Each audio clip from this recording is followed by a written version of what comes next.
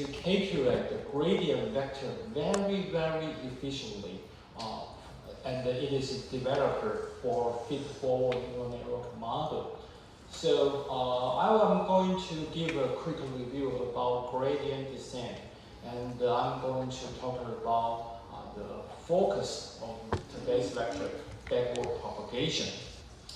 Okay, so this is the formulation for gradient descent.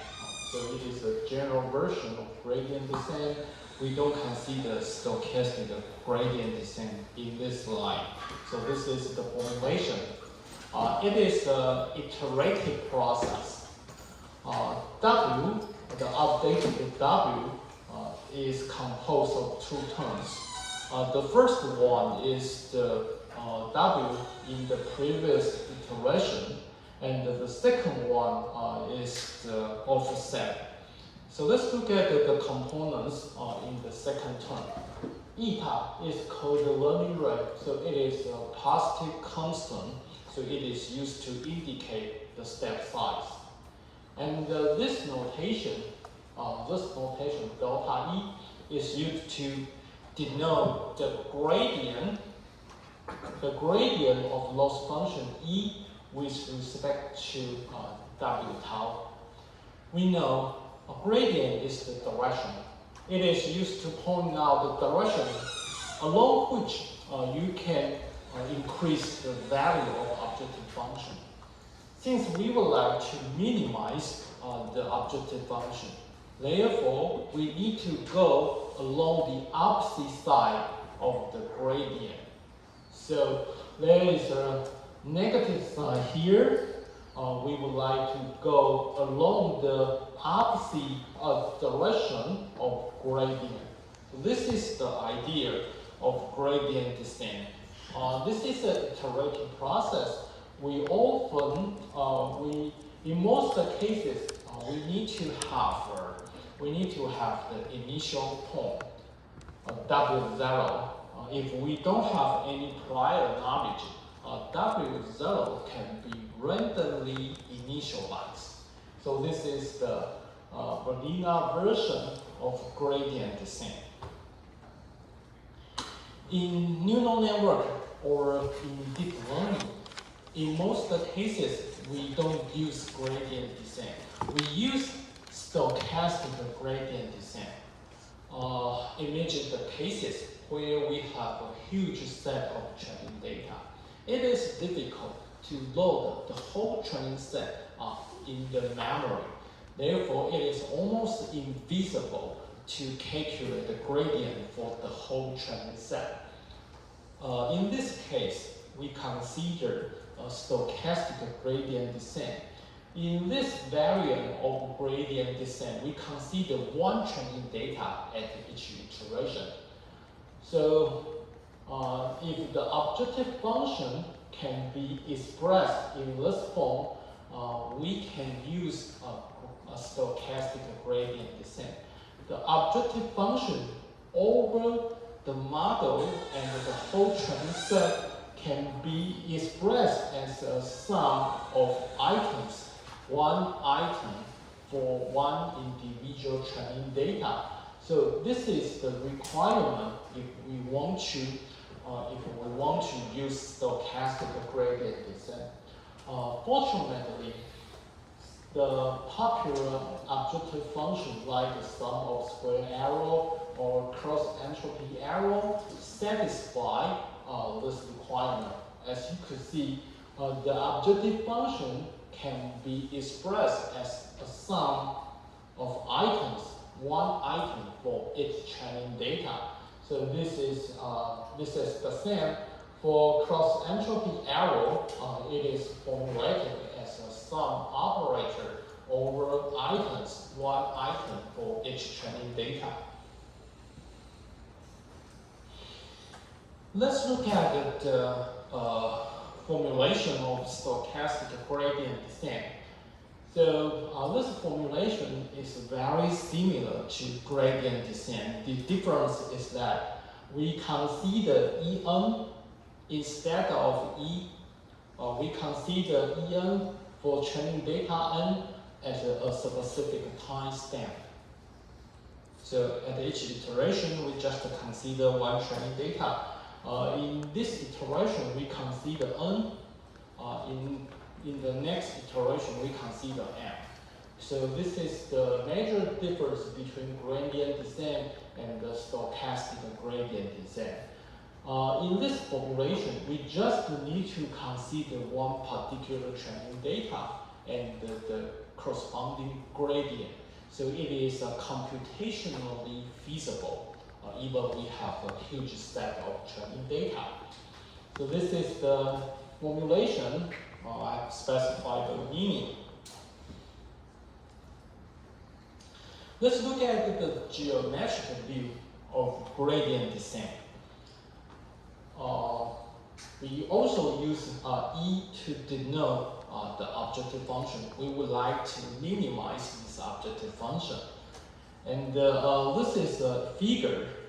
As you can see, there are two optimization variables. The x-axis is used for the first optimization variable W1.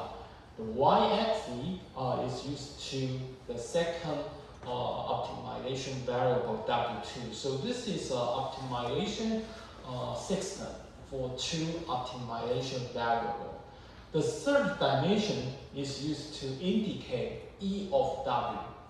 So for a specific point in the two-dimensional plane, XY plane, such as WA or WB, this is each of such a points is one specific configuration for the optimization variables. So WA is a two-dimensional point for the particular value for W1 and W2.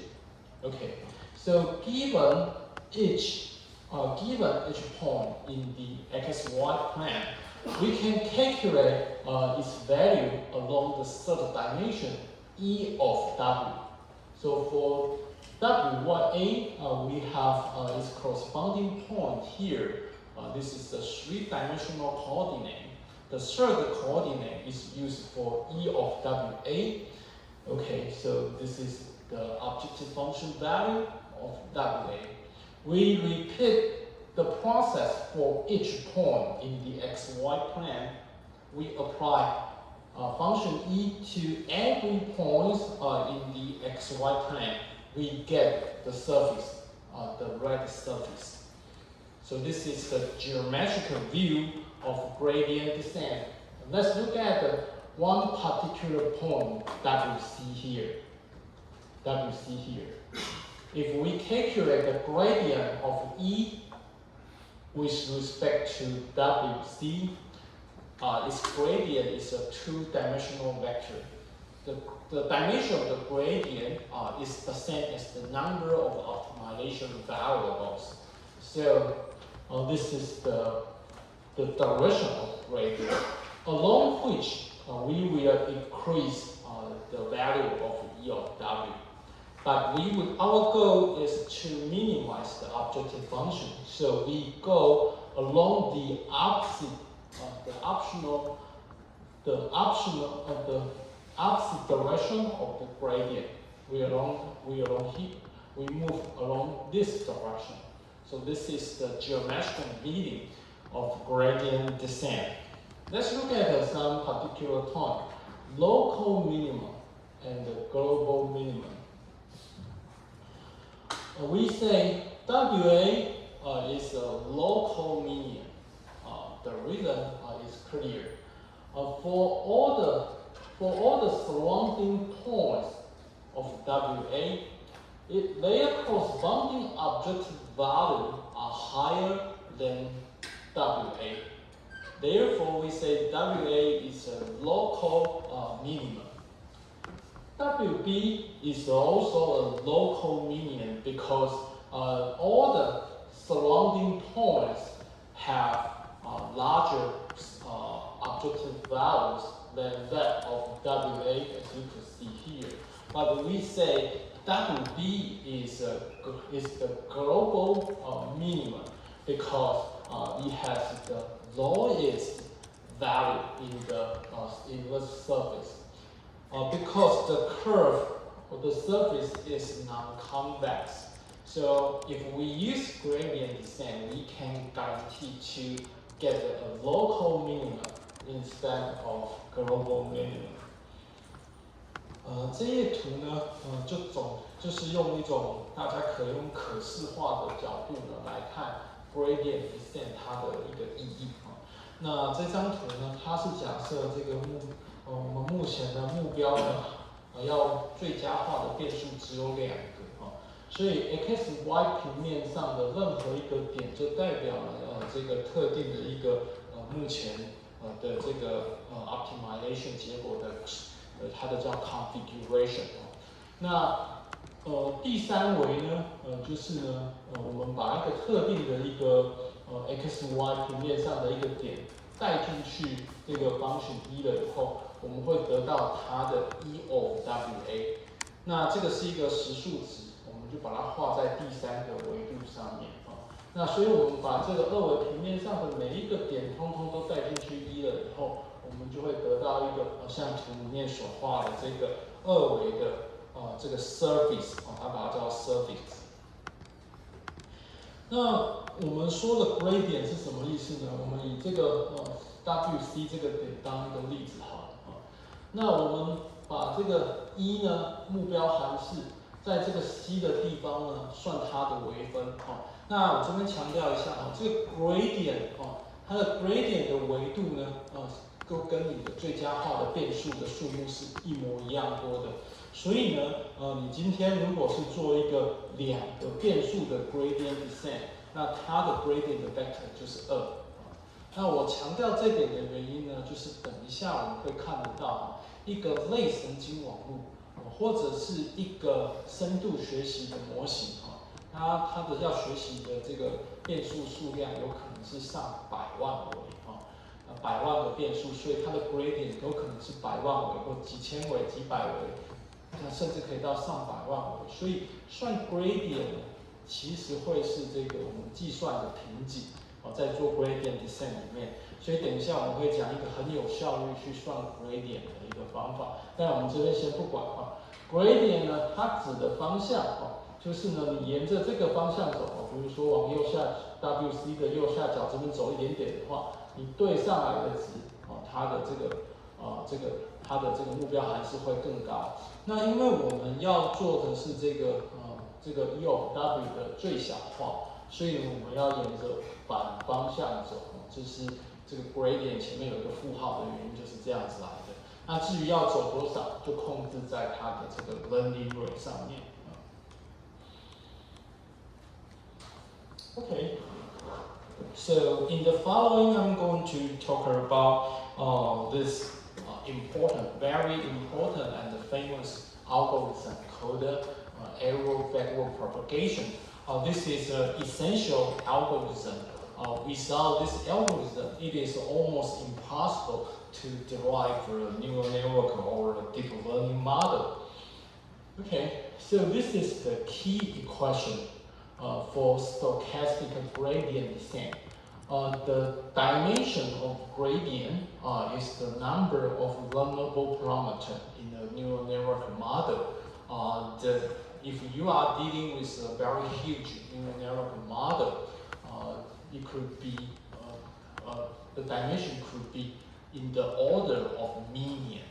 Therefore, the computational bottleneck in gradient descent is to calculate those components to calculate the gradient. How to efficiently calculate the gradient is the key of the success of a neural network model. So if we are dealing with a feed-forward neural network, by feed-forward neural network, it means that there is no loop. There is no loop in the neural network architecture. So for feed-forward neural network, we can use this algorithm, error backward propagation, to calculate the gradient very efficiently. So let's consider a two-layer neural network model. Actually, this is the second case used in the previous section. This is a neural network model for regression for multi-dimensional regression. This is a neural network for three-dimensional regression.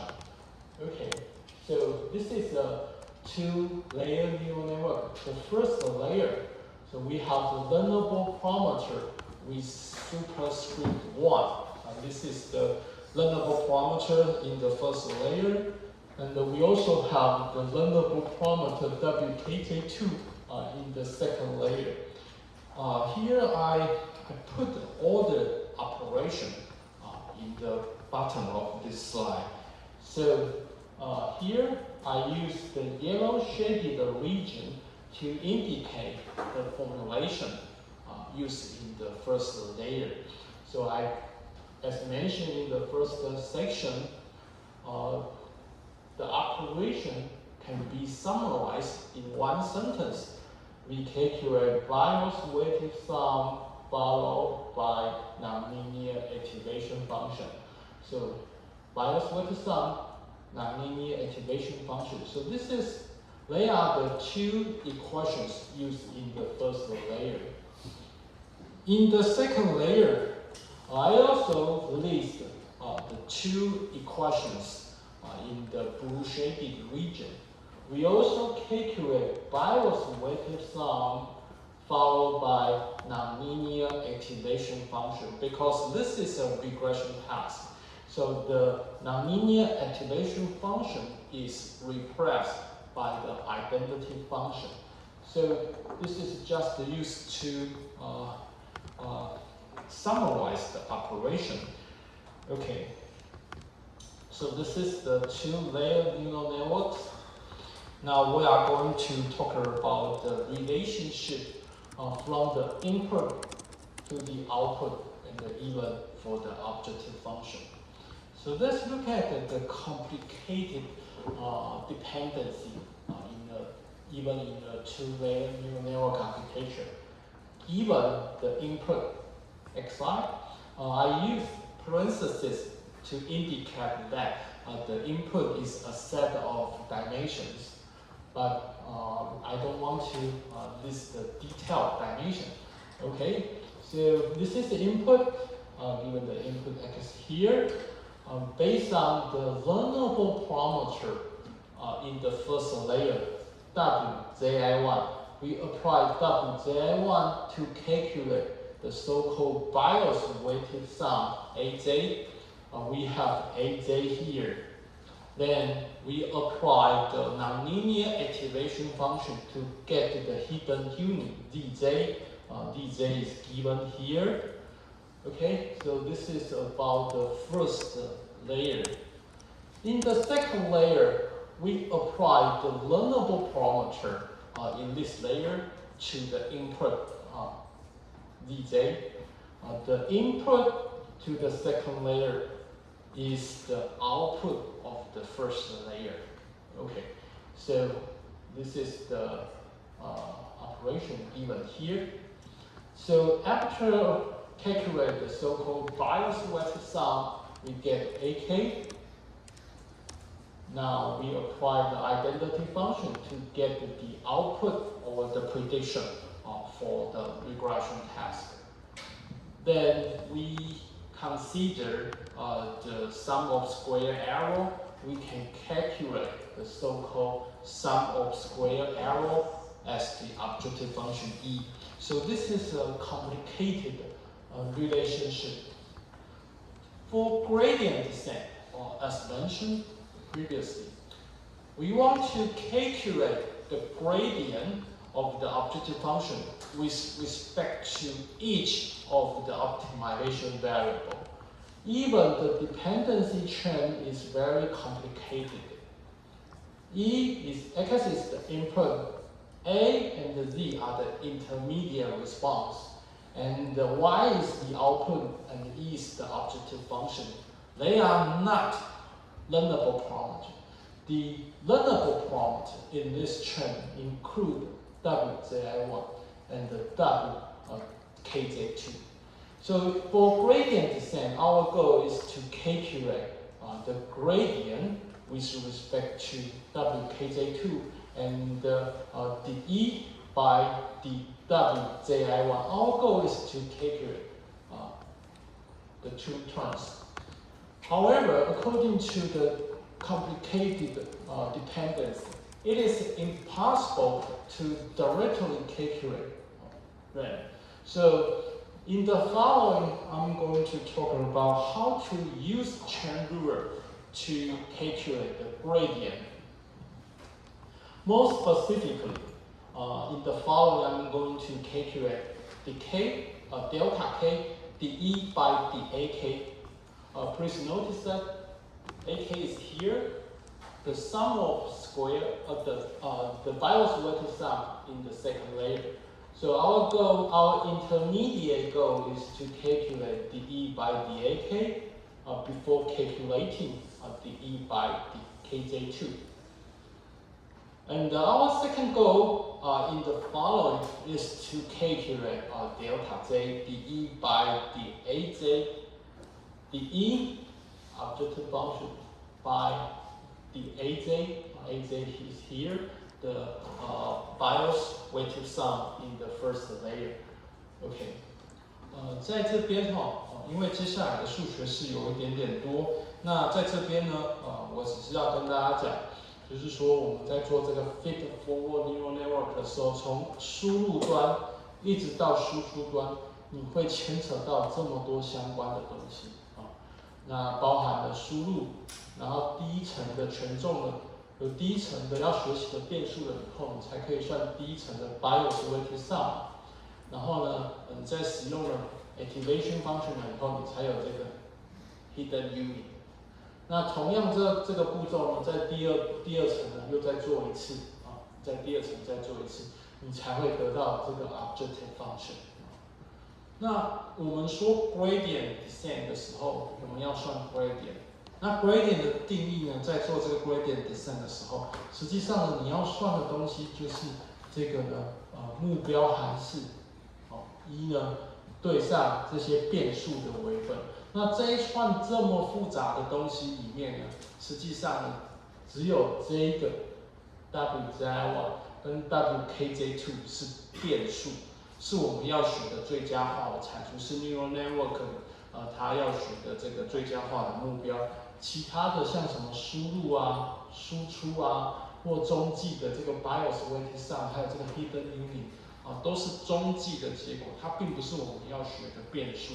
所以我们在这个 gradient descent 里面，我们实际上要算的是这两个实际上我们要算的是这两个。但实际上呢，这是不太可能直接算这两个东西的。为什么？因为这个是一个这么复杂的关系。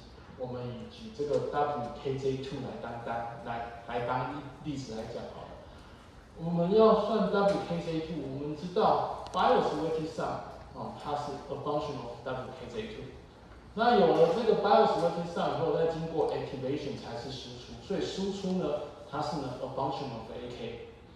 那E 呢是要算 sum of square error， 那它又是 a function of yk， 所以在这种复杂的这种链状的关系里面，其实你很难直接就是算这个E 对上 wkj2 的微分，这是不太可能直接计算的，所以我们必须得要用 chain rule。那 chain rule 你可以看一下，这个 wkj2 它前面它后面一个呢是要算这个。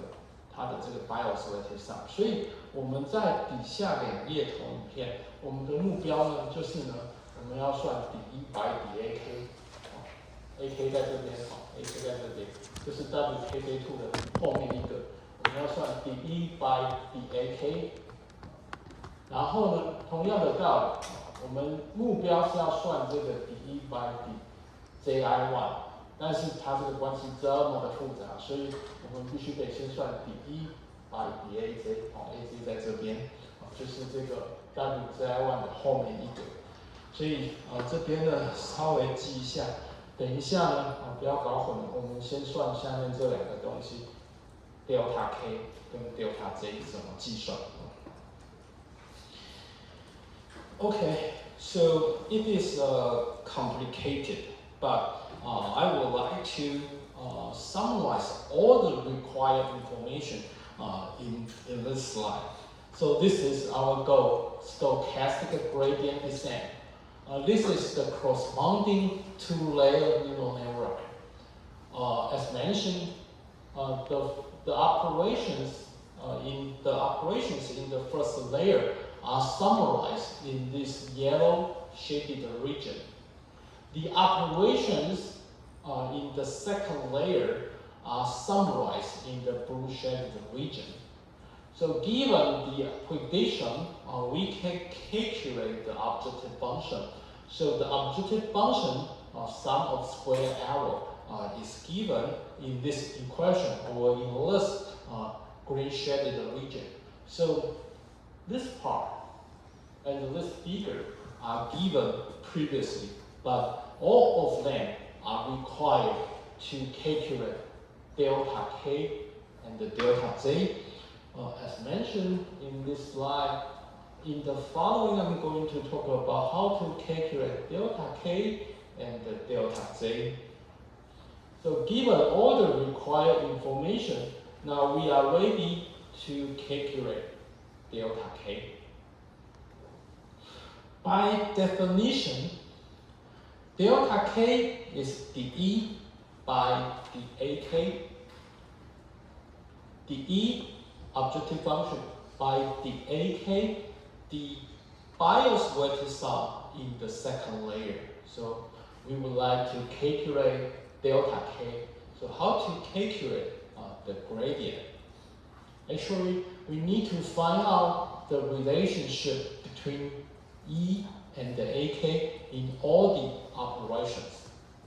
Actually, as you can see here, YK, E is a function of Y and Y is a function of AK.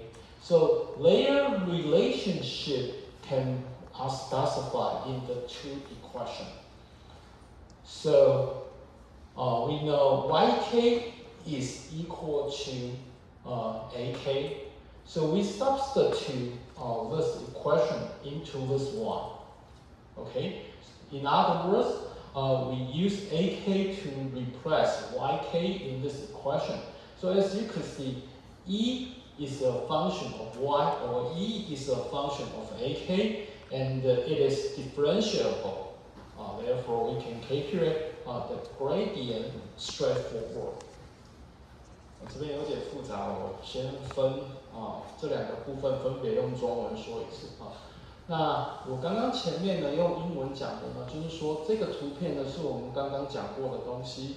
那这个 stochastic gradient descent 也是刚刚提过的。那黄底的区域跟蓝底的区域呢，就是第一层网路跟第二层网路它会用到的这些数学式。那这个绿底的这个数学式呢，是这个输出的结果 y 跟目标函数的关系，因为这是一个回归的问题，所以我们考虑 sum of square error 那大家可能觉得这些投影片很乱的，那个数学式很多，但是的确这边所有数学式通通都是需要的，所以我把它列在这一页投影片。那我们刚刚有讲就是说我们的目标呢，在接下来是要算 delta k 跟 delta z， 所以我们这投影片呢要算 delta k 跟 delta z。那 delta k 比较简单那刚刚讲的定义呢，就是 delta k 的定义呢，就是1对到 ak 的微分那 ak 呢是第二层网路它的这个 BIOS vertex 或它的 activation OK。那在这边一连串需要的这些所有的数学式中呢，我们怎么样去找这个东西要怎么计算呢？这个时候呢，我们就要把这个 E 跟 AK 相关的数学式都找出来。那我们这边看到呢 E 呢，它是 a function of YK。那在 regression 的问题里面 ，YK 又直接设成 AK。所以呢，如果当你把这一个数学式投影笔指到这个数学式，这个 YK 呢用 AK 来代替的话，那你就会发现一呢，实际上就是 AK 的一个function，而且又可以微分，又可以对AK 做微分，所以这个就是相当的 straightforward 你把 AK 带来这边了以后呢，你就可以算它的这个微分的 gradient 微分的结果这个就是 delta K。OK， so I have specified our goal in part because we have specified how to calculate delta K. Now let's consider a bit the second goal. It is a bit more complicated. Delta Z. So what is delta Z? By definition, delta Z is dE by dAZ. AZ is here, the bias weight sum computed in the first layer. So AZ is here, and the object function E is here. Okay. By using chain rule, as you can see, AJ is the bias weight sum computed in the first layer. After applying activation function, its value is delivered to each of the three output neurons. So AK is dependent on the value of AZ. Actually, each of the three nodes are dependent on the value of AZ. Okay, so if we use chain rule, we can formulate dE by dAZ using this term. First of all, let's ignore the sum operator here. We know dE by dAK, it has been calculated previously. So we can use chain rule here. We decompose dE by dAZ by two terms. The first term is dE by dAK, dE by dAK, and the second term is dAK by dAZ. This is the second term. So why do we have the sum operator? Because there are multiple paces. AZ can affect the values in each of the three nodes. So there are multiple paths to affect the value of the objective function. So we need to consider every possible path. There are three nodes, one for each class. So we have a sum operator to consider each of the three paths. Okay, so let's focus on the two terms. The first term, dE by dAK, luckily we have calculated this one. So we already have delta K. Let's look at the second term. It is a bit complicated. dAK by dAZ. So we need to figure out the relationship between AK and the AZ in the equation. So AK is here, AZ is here. So the two equations connect their relationship. dJ is a function of AZ, and then AK is a function of dJ. So we need to substitute this equation into this one. We can use H of AZ to replace dJ here. So in this way, AK is a function of AZ, so it becomes differentiable. Okay, so if you calculate the gradient, dAK by dAZ, it becomes this term and this term. H term is used to denote the gradient of H, the nonlinear activation function, with respect to AZ. So this is the reason why we need to select a differentiable nonlinear activation function in the neural network because we need to calculate its gradient. Okay, so in this slide, we have successfully calculate delta k and delta z. This is the intermediate result. 那我刚刚讲的呢，我们刚刚已经用中文的部分已经有讲完了 delta k 怎么计算的。那接下来呢，我们要用中文呢来讲它的这个 delta z 要怎么计算啊？那这个 delta z 呢，它的定义前一页投影片的定义就是 dE/dAj 嘛。那 AJ 呢是第一层的这个 bias weighted sum 就是第一层的这个 activation。那它其实距离这个1是比较远的那它要怎么样算这个 dE/dAj 呢？其实上我们需要用到 chain ruler 我们要把前面已经算过来的结果呢，来帮助我们把这个事情可以做得更好，那更快。那我们怎么样用 chain ruler 呢 ？dE/dAj 那 dE 呢在这边1在这边，那 AJ 在这么远呢AJ 在这个地方呢，那所以呢我们就把它拆成2半那一个是 dE/dAk，dE/dAk 在这边，然后另外一个呢是 dAk/dAj 在后面这边那这两项呢的其中的前面这一项dE/dAk 是 dE/dAk 我们在刚刚已经算过了，所以呢这一项呢我们就已经不用烦恼了我们就把刚刚算完的结果带进来这边就好了那我在讲第2项之前呢，大家可能有注意到，为什么使用 chain ruler 会导致有一个这种 summation 的 operator 有一个加总的运算要考虑呢？那这个东西呢，其实可以从这个图就可以看得到。我们讲呢，E 呢跟 A 的关系其实是隔很远的，但是呢，这个 AJ 算完的东西呢，它会传递到它下一层的这些绿色的点，所有的点它通通都会经过因为它在前面这一层计算的，所以它会把它的结果呢传递到下一层所有的点。那我们知道这个是在做这个多维的这个输出嘛，那总共有 k 维的输出，在这边有3维的输出，那所以呢，它每一维它通通都会经过，而且每一维都会影响到最后的这个 objective function。所以呢，这边呢，它的影响力呢是有多个维度，所有的维度都会考虑到。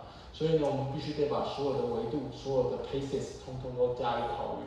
所以这边有一个summation 的符号，那它的 index 是 k， 也就是呢，这最后面一层的所有的点，通通都要考虑好，那所以呢，我们现在呢，就是考虑这个 summation 里面单独一条 case 的这2项。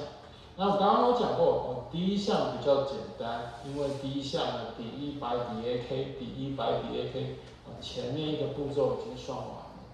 那第2个部分呢 dAk/dAj， 这个要怎么计算呢？我们必须得从左手边这边的这个数学式里面去捞这2者之间的关系。我们可以看到dj 它是 a function of aj， 那 ak 呢又是 a function of dj， 所以这2个数学式呢就把它们2个之间的关联性把它牵扯起来。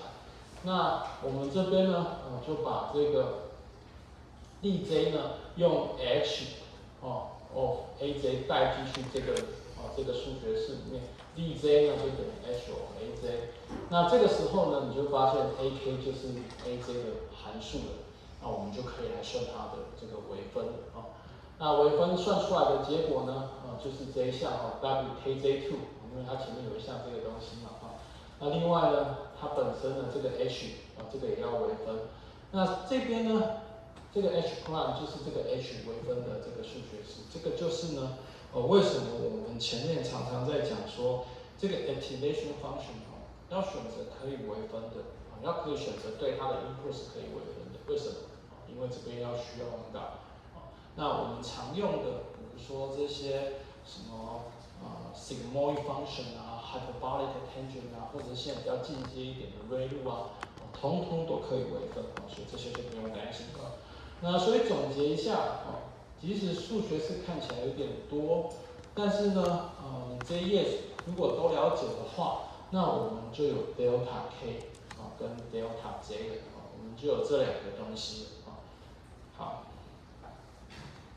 So to summarize this slide, after calculation, we have the intermediate result. We have delta k, which is defined by the E by the AK. We also have delta j.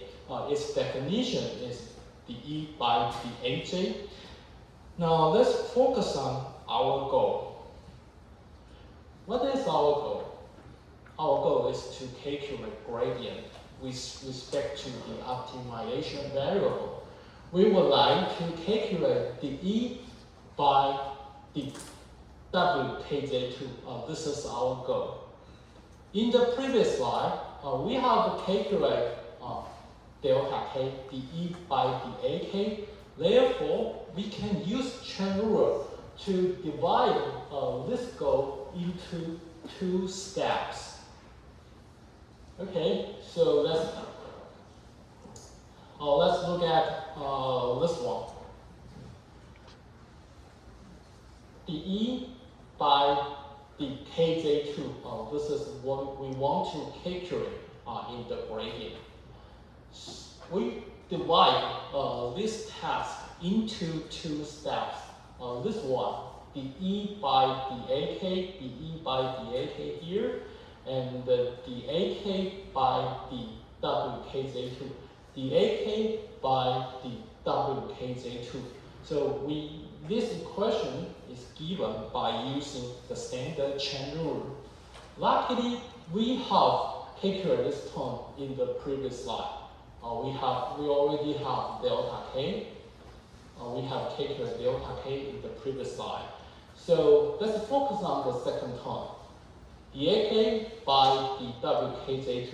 Actually, it is straightforward. As you can see, AK is a function of the WKJ2. So the AK by the WKJ2, it should be dj. So this is straightforward, so we can carry out this goal. Now let's look at how to calculate the optimization with respect to the variable in the first layer. So this is our goal, the E by the WZI1. The E by the WZI1 here, this is how to calculate the gradient for optimization variable in the first layer. So we divide this task into two steps. The E by the AJ, and the second one, the AJ by the WZI1. So we divide this task into two terms. The E by the AJ, the E by the AJ, and the AJ by the WZI1 or this. We have calculated this intermediate result. Actually, this is delta J. We have calculated it in the previous slide. So let's focus on the second term, the AJ by the WZI1. So as you can see, AJ is here. It is a function of WZI1. So it is straightforward to calculate this term. Actually, it is XI. So by using this rule, by using backward propagation, it is easy to calculate the gradient in the first layer and in the second layer. 这边我用中文也讲一次这个大概也是今天讲的最重要的这个演算法。我们刚刚讲就是说你在做这个 gradient descent 的时候，你的目标实际上是对目标函数呢，对这个变数最佳化变数去做微分。那因为这是一个2层的类神经网络，所以它的变数要么是在第2层要么是在第1层。那我们先看第2层的是怎么计算。实际上呢，我们的目标呢是算1对到 WKJ2 的微分。我们要算的是这个投影比指导的目标函数呢对上这个在第二层的这个变数的微分哦，dE by dWkj2 那因为使用这个 chain rule 的关系我们可以把它拆成两半，那一半呢是 dE by dAk， 在这边 dE by dAk。那第二个部分呢是 dAk by dWkj2， 第二部分在这边 dAk by dWkj2。那这两部分呢，其中第一个部分我们在前一片投影片已经算过我们在前页投影片已经算过，就是这个 delta k。那后面这一半呢，这边呢，也就是去找这个相关的数学式就是 ak 呢在这边，wkj2 呢在这边，所以这个呢，就可以直接算它的微分，就是 dj 所以呢，虽然看起来复杂，但它的结论都是简单的就是这个 delta k 乘上 dj 而已。那第二个部分就是呢，E 呢对到第一层的变数，它要去算微分，那我们就把它拆成这两个部分。那第一个部分呢是 dE by dAj，dE by dAj， 我写在这边，这是第一个部分。那第二个部分呢，就是呢 dAj by dWji1， 就是这个地方dAj by dWji1，OK。那第一个部分呢，实际上我们前页都已经算过了就是 delta j。那第二个部分呢，我们要看 AJ 跟 WJ1 的关系，AJ 跟 WJ1 的关系，实际上就在这个数学式，那它直接就可以微分了，答案就是 xi， 就写在这边。所以呢，经过了刚刚的计算的方式呢，我们的确已经可以呢很有效率的去计算这些 gradient。So if you consider what I say is complicated, so I summarize the 4 steps used in the backward arrow propagation for 2-layer neural networks. In the first step, we calculate delta k. This is how to calculate delta k.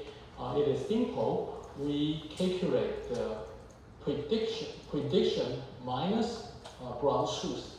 So if we calculate the forward process, we have the prediction, so we can calculate its difference. So this is called the so-called error, the difference between prediction and ground truth. In step 2, we would like to calculate the gradient for optimization variable in the second layer.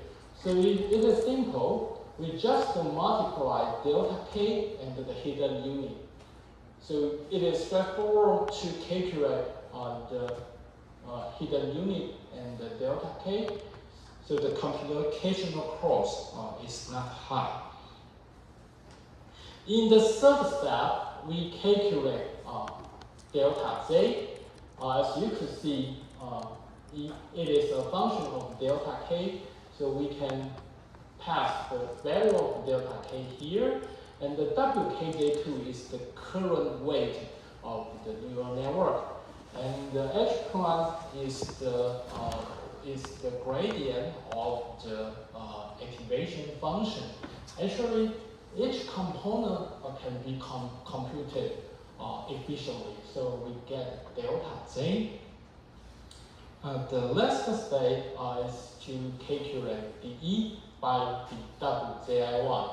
So it is just the multiplication between delta j and xi, the input dimension. 这页投影片其实就是在跟大家讲说，为什么我们会觉得这个 arrow backward propagation 是一个非常有效率的方法尽管我刚刚讲的东西其实是有点复杂，上下标有点多不过我已经就是试着把这些上下标这些东西已经最简化了，没有办法，我自己觉得没有办法再拿掉一些什么倍数，我还可以把它完整的讲出来。但是尽管刚刚讲的东西很复杂，但实际上这4个步骤你可以看到通通都是很有效率的可以计算的。这个呢就是你预测的结果跟正确答案的不同。所以呢，为什么这个演算法叫做错误导传递？为什么它叫 error backward propagation 呢？因为第一步就是在算错误，就是在算你预估的结果跟正确答案的差别，所以这个是 error。那我们要把它做导传递。那导传递呢，接下来就是在这个 step 2呢，要做的事情呢，就是呢，你这个目标函数对第二层变数的微分，那经过了前2页的这些推导以后，你其实发现它其实就是一个简单的相乘而已，就是 delta k 刚刚已经算完的 error， 那再乘上 dj， 就是这个hidden unit 的结果。那这些 hidden unit 结果你在 forward 的时候，通通都已经算过，所以这只是一个简单的相乘，你就可以算到第二维，就是第二层的变数的这个 gradient。那第三个步骤呢，那它呢，看起来比较复杂一些些，但是我要强调的是，这里面没有一个是不好算的delta k 呢，刚刚已经算过了。那 wkj2 呢，就是目前现阶段这个类神经网络它目前的 wkj2 的值，这也是现有的。那这个 h-plot 呢，看起来有点复杂，但是呢，你可以想，如果我们使用的是 sigmoid function， 那我们有教过 sigmoid function 就是sigma 乘上1减 sigma， 就是这样子而已嘛。所以呢，这里面呢，虽然有一个 sum operator， 但实际上呢，它每一个 element 通通都是好算的。那第四步呢，就是呢，这个目标函数呢对第一层的变数的微分，那刚刚算过了，它推导过了，它简单来说就是 delta j 乘上 xi， delta j 就是第三步的输出，那乘上 xi 就是资料的输入 ，div 的输入，这样就得到结果了所以呢，它是一个简单的、有效率去计算 gradient 的方法。Okay, let's have a 10-minute break.